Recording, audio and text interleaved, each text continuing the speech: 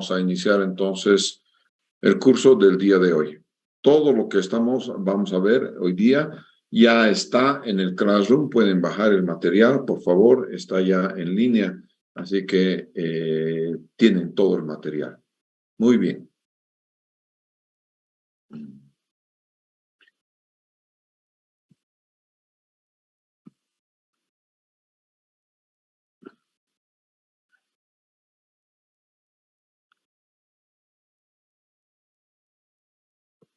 Antes que nada, tenemos que ver del agua potable, los requisitos del agua potable. Entonces, para los requisitos del agua potable existe normativa y esta es la normativa vigente. Entonces, la NB 512 es todo lo que debe tener el agua potable para que sea finalmente potable, de uso consultivo. ¿No es cierto? El objeto, entonces, establece la norma, los valores máximos aceptables de diferentes parámetros, ¿no es cierto? Si pasa más allá de los parámetros que estamos viendo acá, entonces no es posible considerar el agua como agua potable, obviamente. ¿No es cierto? El campo de aplicación, ahí está, todas las aguas abastecidas con destino al uso consultivo. Entonces, esta es la normativa adicional, la 495, que son definiciones y terminología, y la 496, que se refiere a la toma de muestras, ¿no? Entonces, es eso. Los objetivos obviamente vienen por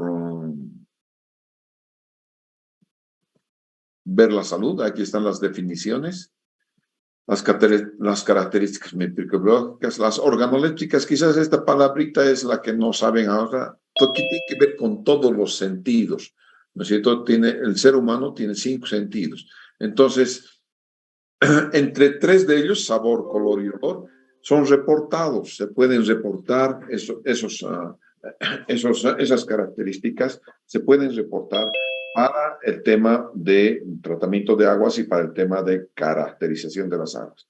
Tenemos entonces características microbiológicas, características químicas y características físicas, ¿no es cierto? Alguna vez radiactiva, pero caramba, si tenemos radiactividad en el agua, menos va a ser considerada potable y tampoco plaguicidas, ¿no es cierto? No son consideradas. Bien, y vamos a ver algunas de las características, ¿no es cierto? Color, sabor, olor, turbiedad y sólidos totales disueltos, SDT. El color va a ser máximo aceptable 15 unidades de color verdadero. Existen unidades de color aparente y estas que están reguladas por norma se llaman unión color verdadero. Es el color que te dan los ácidos húmicos, básicamente. Esas son las unidades de color verdadero. Las de color aparente pueden ser extraídas, pueden ser tratadas, pero el color verdadero es el color intrínseco a las aguas que van a ser consideradas potables.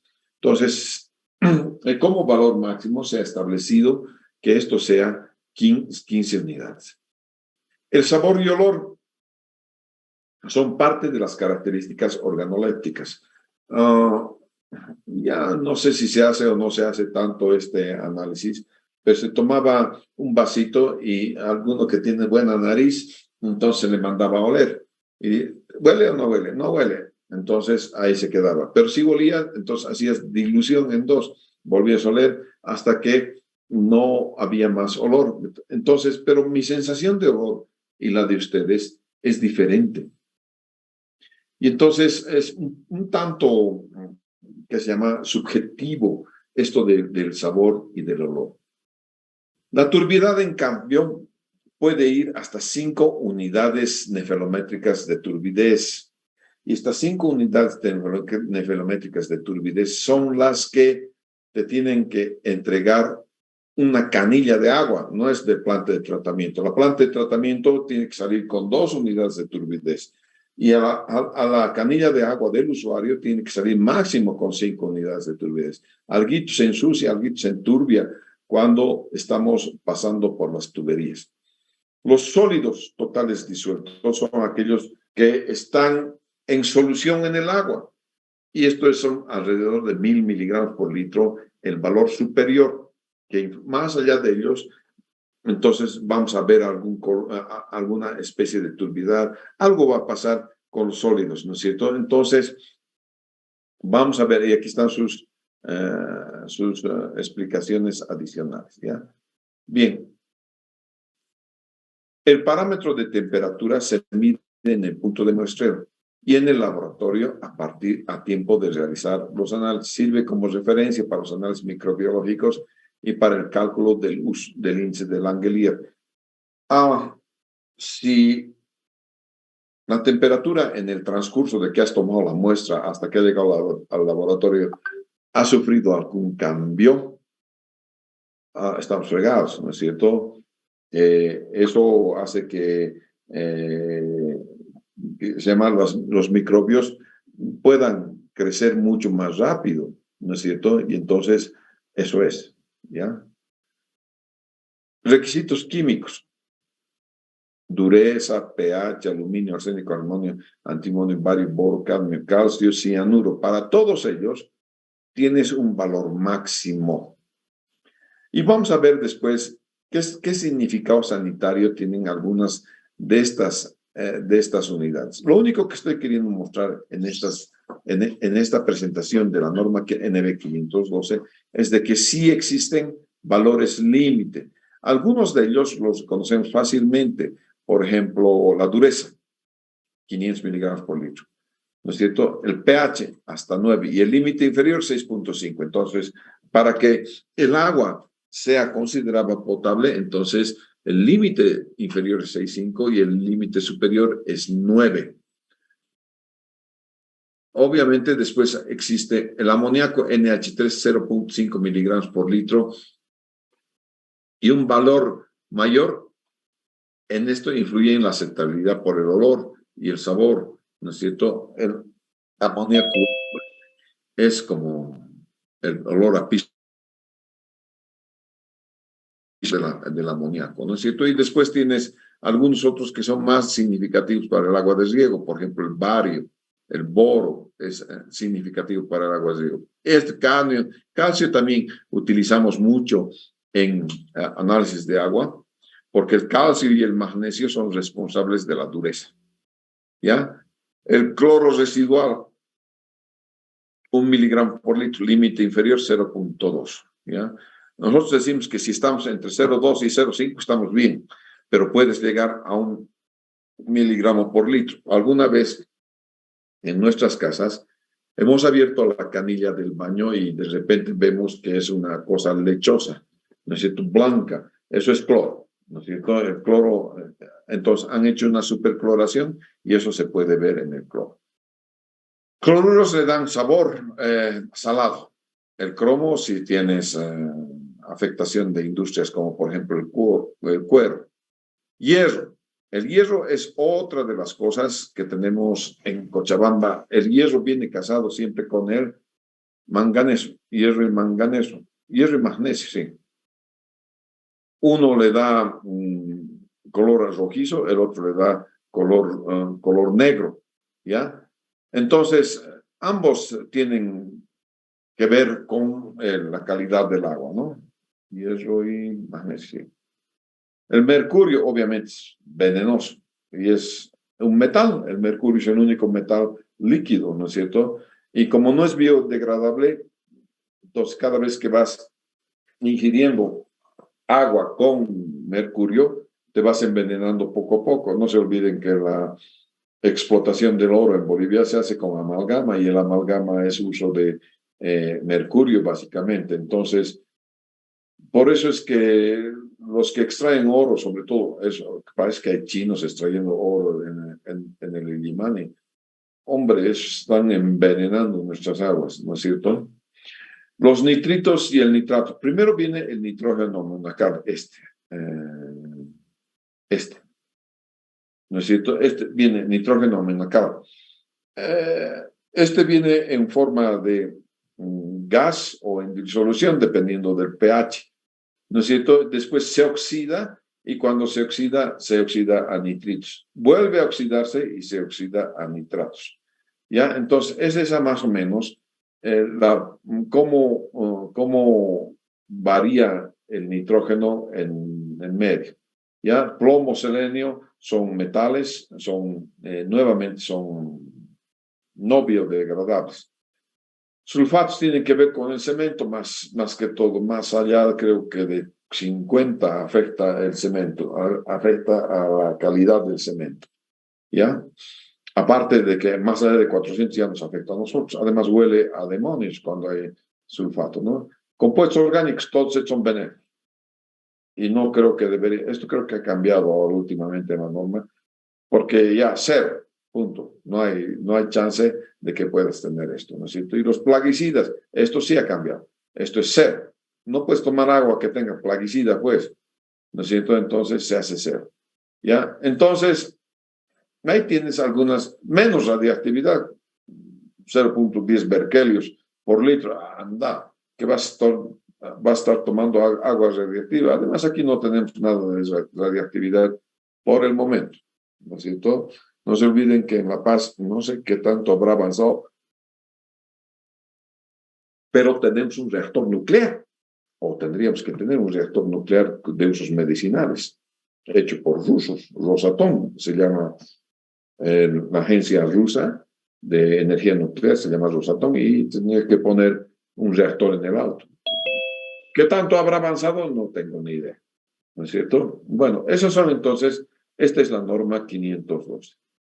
Pero aparte de la norma 512, tenemos el reglamento. ¿Ya? Y en el reglamento, la norma simplemente es el marco, ¿no es cierto? Y en el reglamento tenemos cómo hacerlo.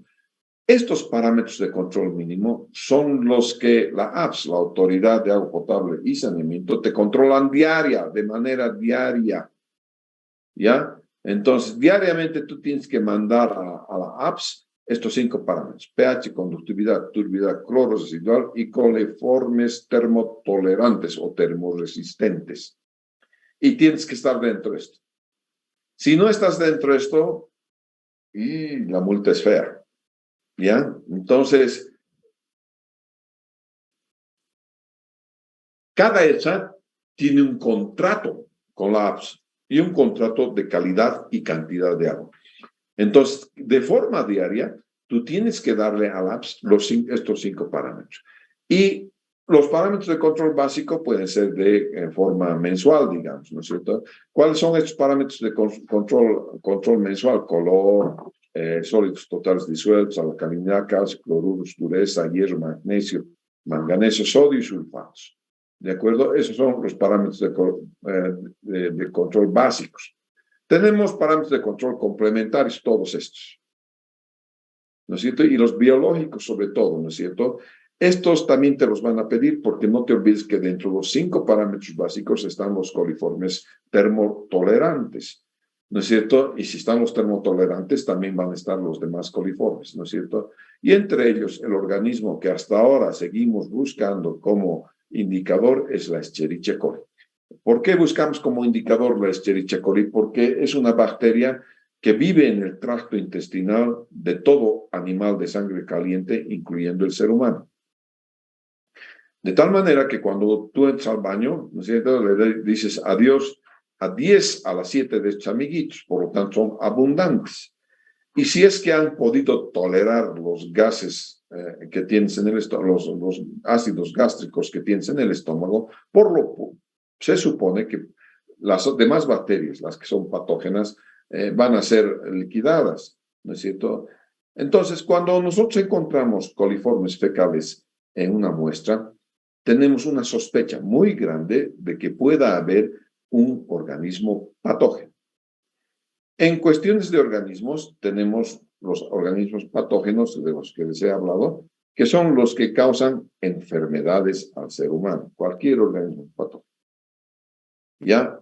Y hay otro tipo de organismos, unas bacterias, ¿no es cierto?, que son tolerantes, es decir, el ser humano las tolera. De hecho, por ejemplo, bacterias como las del yogurt, ¿no es cierto? Todos los días alguna persona puede tomar un yogurt y se está tomando una bacteria, ¿no es cierto? Porque el yogurt se hace con bacterias, ¿no es cierto? Entonces, esos son otro tipo de bacterias, ¿de acuerdo? Que no son patógenas. ¿Ya? Entonces, tenemos bacterias patógenas y las que no son patógenas. Bien, hay algunos parámetros que son de control especial, son estos parámetros. ¿De acuerdo? Algunas veces vamos a hacer. Es muy raro el laboratorio que, por ejemplo, te haga tolueno, etilbenceno, sileno, radioactividad, acrilamida, bueno, todos los estos.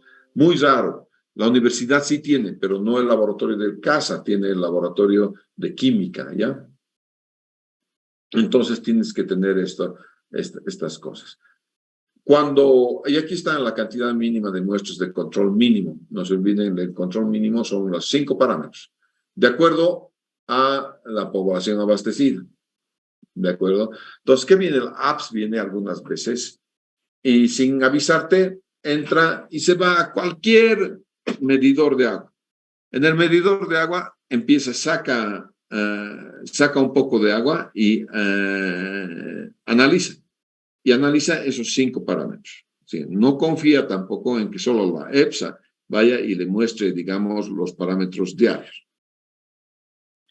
¿No? Entonces, bueno, como no confía, entonces sacan muestras, ¿no es cierto? Y ve que esos 5 parámetros estén dentro de la norma. Las bacterias que no causan problemas al ser humano se llaman saprofíticas. Entonces, tenemos 2 tipos de bacterias nuevamente. Una bacteria que es saprofítica, que no causa daño al ser humano, vive en nosotros, la Escherichia coli entre ellos, y otro, y es responsable de la digestión, a pesar de que el aumento inconmensurable del número de Escherichia coli te da una disentería tremenda, una diarrea mortal, ¿ya? En cambio, las otras patógenas no necesitas mucho para que te alcances la dosis infectiva, ¿ya? Entonces, se hacen tomas de muestras, aquí está toda la planta, y en la red, 4 que ustedes están viendo, primero haces en la fuente, haces a la salida de la planta, a la salida del tanque, se supone que a la salida del tanque no tienes pues nada de organismos patógenos, has desinfectado, has tratado las aguas, pero en el transcurso puede haberse infectado algo. Es por eso que nosotros dejamos un cloro remanente, cloro residual. Ese cloro residual se encarga entonces de desinfectar absolutamente todas las tuberías, de tal manera que cuando estás en el punto 4, en tu casa, es decir, y en el punto más alejado de la red, de la planta, ¿no? Esta es la planta, el punto más alejado es este 4 o este 4. En esos puntos debes tomar la muestra. Y cuando tomes la muestra en esos puntos, vas a darte cuenta si el agua es realmente potable o no. ¿De acuerdo? Entonces, esta es la frecuencia. Esto sirve solamente para la EFSA, pero es bueno que ustedes sepan porque algún rato uno de ustedes puede estar manejando una planta de tratamiento o una empresa de agua, ¿no es cierto? Y estas son las recomendaciones que se tienen para la toma de muestras, ¿ya? Y eso son, lo demás no tiene que ver con ustedes, va a tener que ver con la EFSA, ¿no es cierto? Y cómo el reglamento te indica las sanciones que puedes tener por el incumplimiento de cualquiera de los parámetros que se tienen establecidos en el reglamento. Muy bien.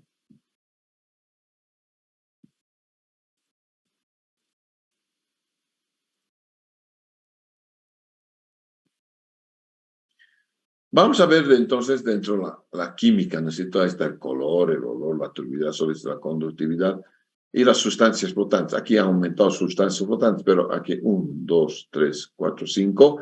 Estas son las actividades, los normales, ¿no es cierto? Los que voy a hacer de control diario. Entonces, una cosa es contaminación fuente, los usos que se tienen, los residuos y los contaminantes, y el impacto se va a dar en los ríos, lagos, mares.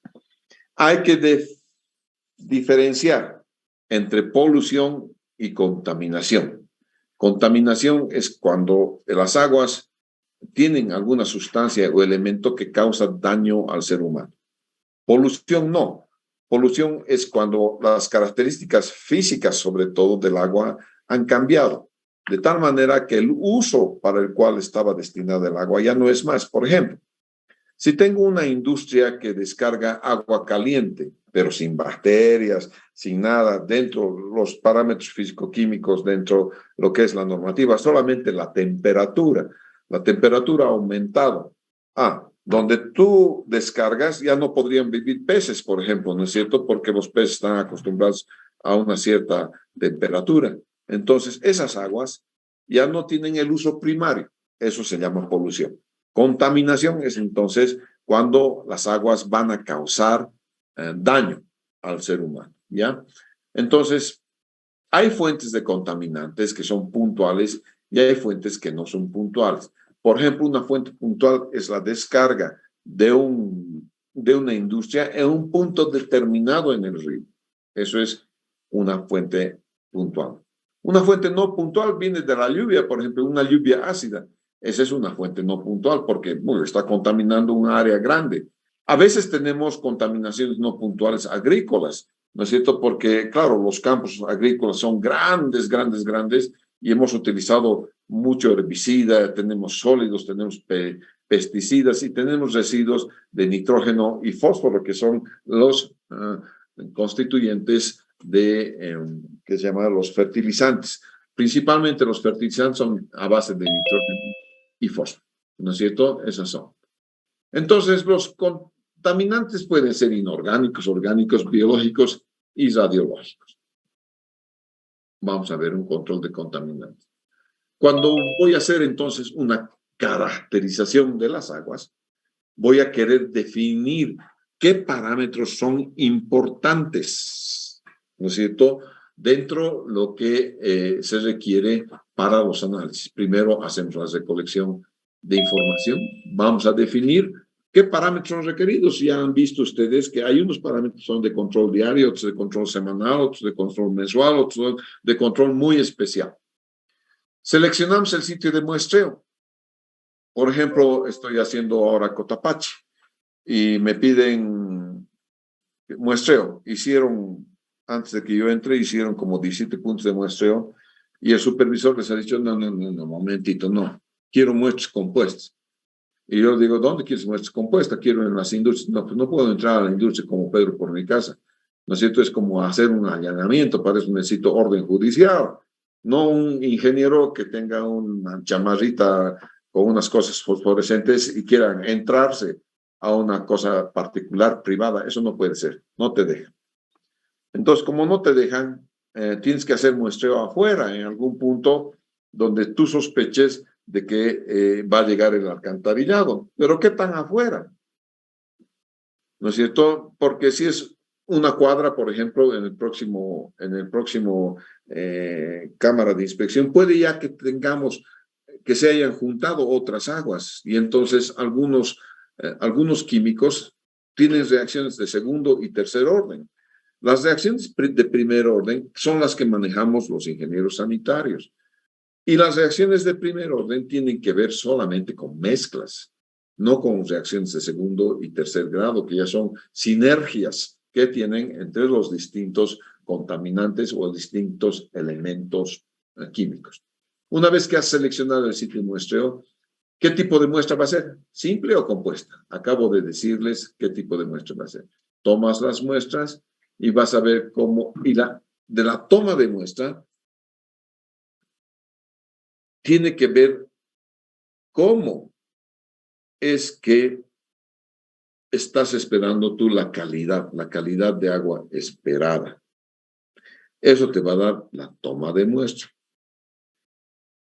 Entonces,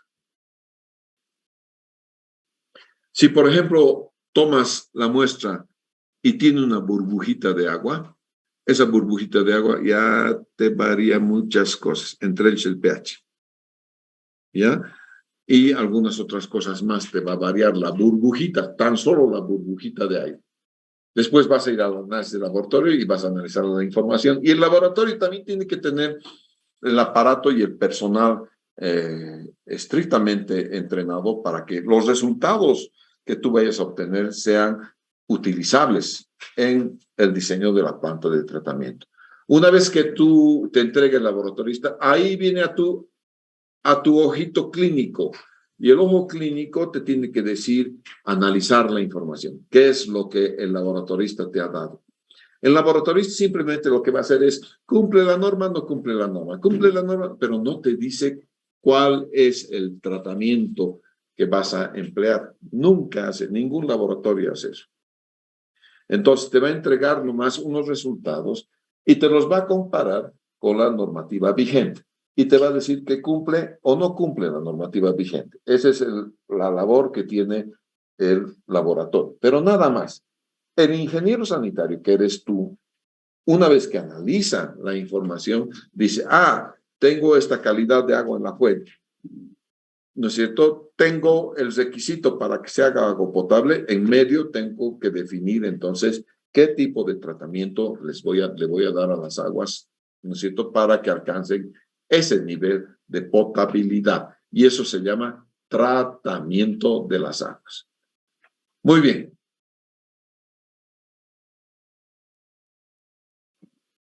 Todo esto está por favor, en su Classroom, ¿ya? Veamos algo más. La turbidez es un parámetro importantísimo. La planta de tratamiento que vayamos a diseñar se diseña en base a turbiedad.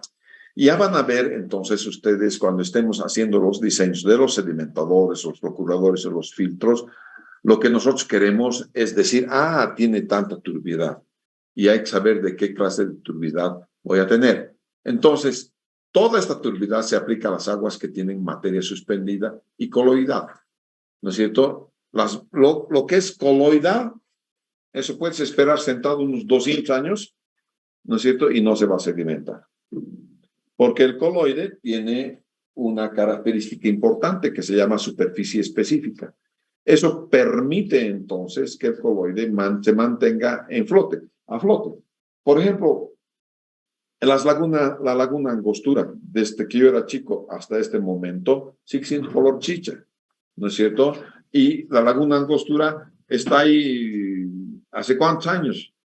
Si alguien piensa que las aguas de la laguna Angostura simplemente las voy a detener y se va a decantar y después voy a tener agua clara, está muy equivocado. Ya tendríamos pues agua clara en la laguna Angostura hace mucho tiempo.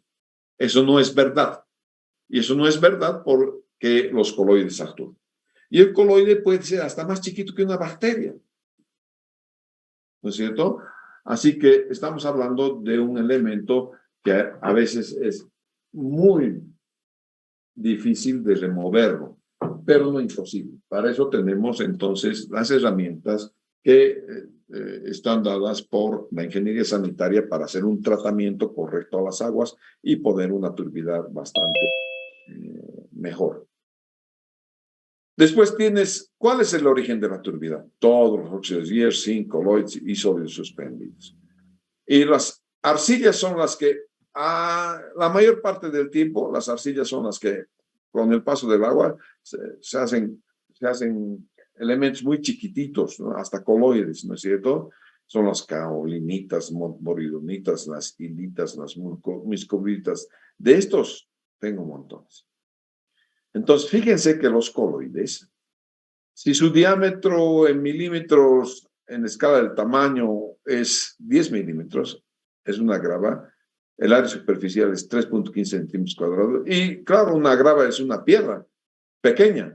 Tú la tiras al agua, 0,3 segundos es el tiempo de sedimentación. Pero las partículas coloidales, fíjense. Y fíjense, la superficie que tienen es del orden de las hectáreas. ¿Y cuántito tengo que esperar para que se sedimente?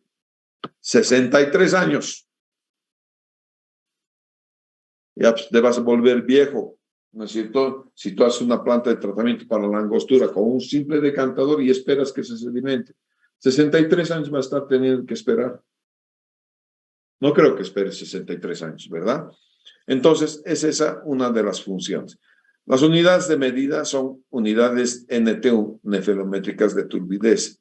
NTU viene del inglés Nephelometric Turbidity Unit, o unidades nefelométricas de turbidez. Y lo que pasa es que los coloides tienen una propiedad bien interesante. Si le pasas un rayo de luz, la suspensión coloidal lo que hace es, ese rayo de luz lo dispersa. Esa dispersión hace de que una celda, que es una celda, fotogramétrica, o no es es una celda que mide eso, ¿no es cierto? Mide la dispersión de la luz. Y esa celda que mide la dispersión de la luz la conozco como nefelómetro. Tanto más disperse la luz, tanto más turbia es el agua. Y eso es lo que es esa propiedad de dispersar las aguas, se llama efecto Tyndall-Faraday. Esto. ¿Ya? Entonces, es eso. ¿Qué significado sanitario tiene? La turbidez es aspecto básicamente sensorial, ¿no es cierto? Nadie toma agua turbia, pues. Pero además, detrás de los coloides pueden estar las bacterias, ¿no es cierto? Entonces, el tema es estético, en principio. Si me dan agua turbia, tendría que invertir en filtros. Y estas son aguas turbias, por ejemplo, impiden la fotosíntesis. Bueno, tienes estas cosas. El color, como les he dicho, tienes dos tipos de color.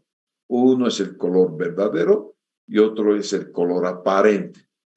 Y el color verdadero es debido a sustancias en solución en el agua, como les he dicho, ¿no es cierto? Se mide después de retirar la turbiedad, retiramos la turbiedad, ¿no es cierto? Por centrifugación. Y después de retirar todas las partículas que son suspendidas, entonces vamos a ir a ver color, ¿no es cierto? Y vemos con comparación. Hay comparación de colores, se ve, ¿no es cierto? Y esto te da el color real y el color verdadero. El color aparente incluye la turbiedad. O sea que se mide el color debido a sustancias en solución y suspensión. Las sustancias en solución, las sustancias en solución te dan el color verdadero, y las sustancias como los coloides, todos te pueden dar entonces, juntos te pueden dar el color aparente. Como les he dicho, es fácil deshacerse del color aparente, no del color verdadero.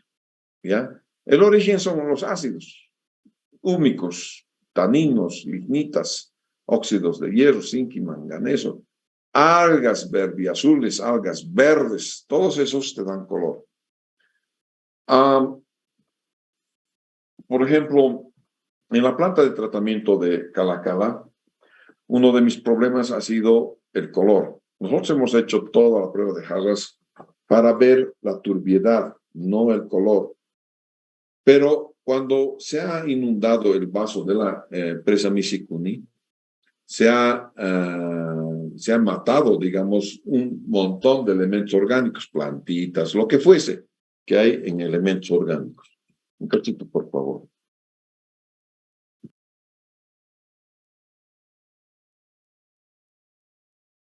Como les decía, se ha muerto un montón de elementos orgánicos, y esos en su decaimiento, en su descomposición, han soltado ácidos húmicos, ¿no es cierto? Y eso le da color. Entonces, al principio teníamos problemas gigantonones. La gente decía, el ingeniero ha hecho una mal planta de tratamiento, nada más. Ahora que ya más o menos está estable, digamos, la presa Misikuni, el color es menor, y entonces se están dando cuenta que la planta de tratamiento es la que se requería. Y es que tú no haces una planta de tratamiento para un año, haces para 30 años, ¿no es cierto? Entonces tienes que ver en función del tiempo, de cómo están las plantas de tratamiento. El origen es eso, vegetal o mineral, ¿no es cierto? Y las unidades son platino-cobalto, ¿cómo es eso? un cachito. Aquí está. Miligramos por litro de platino cobalto. ¿No es cierto? Es un color. ¿Ya? El color se mide a través de colorímetros en tubos Nessler.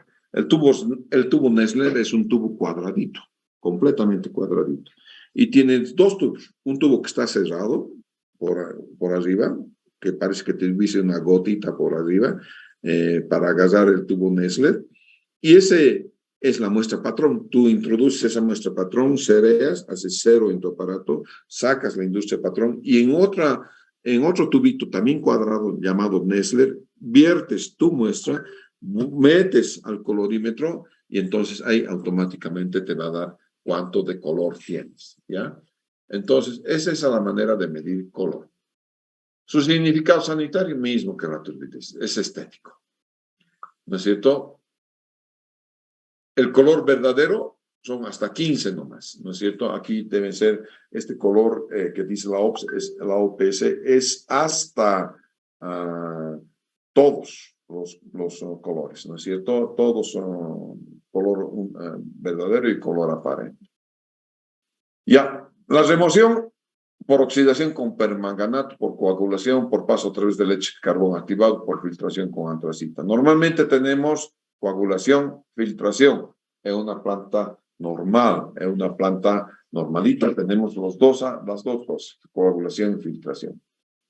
Olor y sabor, que huele, ¿no es cierto? Eso son características organolépticas, ¿no es cierto? El sabor, bueno,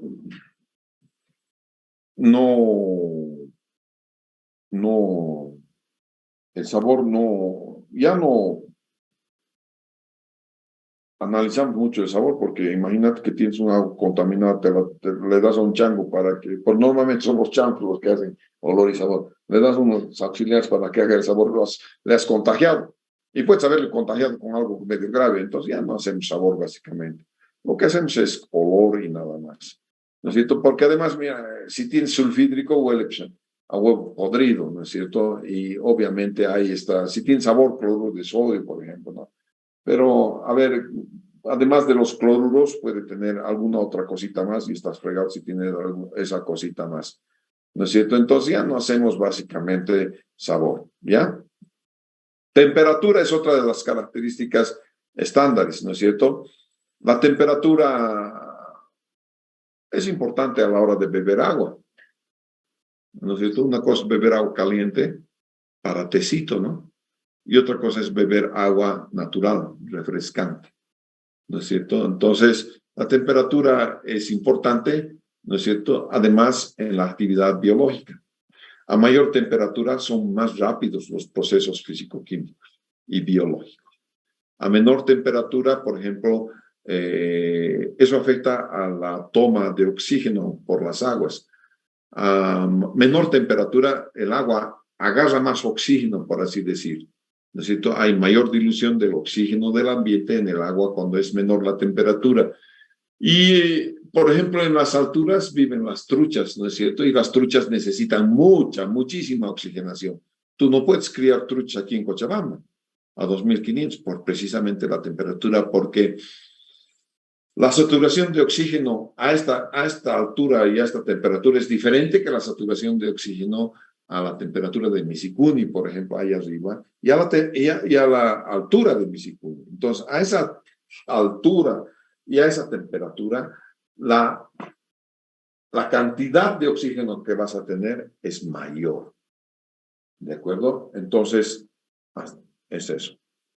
Los sólidos. De los sólidos hay toda una familia. Aquí están todos. Todos suman a los sólidos totales. Sólidos totales. Y los que me estaban diciendo la norma de los 5 parámetros son los sólidos disueltos. Estos son los sólidos disueltos. Y específicamente me están diciendo los sólidos disueltos totales. ¿No es cierto? Entonces, dentro de los sólidos hay los sólidos suspendidos y los sólidos disueltos. Básicamente tenemos dos grandes grupos, ¿no es cierto? Y entre ellos tenemos sólidos totales, sólidos filtrables y sólidos volátiles. ¿no es cierto?